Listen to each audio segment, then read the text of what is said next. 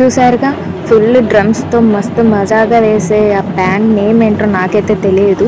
గుడి నుంచి బయటకు వచ్చేసరికి మెరవన్ అయితే జరుగుతుందన్నమాట ఆ బ్యాండ్తో.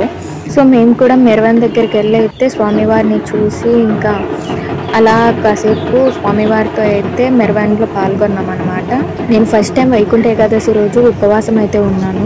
తాడిపత్రికి బస్సులో వచ్చేంత వరకు నాకు ఫుల్ ఆకలి వేస్తుండే, కానీ గుడిలోకి ఎంటర్ అవ్వగానే ఆకలి మొత్తం ఎగిరిపోయిందనమాట నాకు.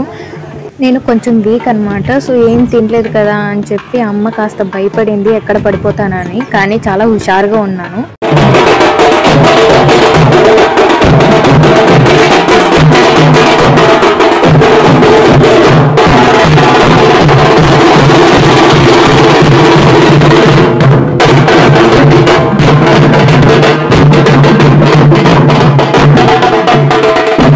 ఎలానో తాడిపత్రికి అయితే వచ్చేసాము. కాసం కొత్తగా పెట్టారు కదా, సో కాసంలోకి వెళ్ళి అలా చూసేసుకొని ఇంటికైతే వెళ్ళిపోయాం. బాయ్.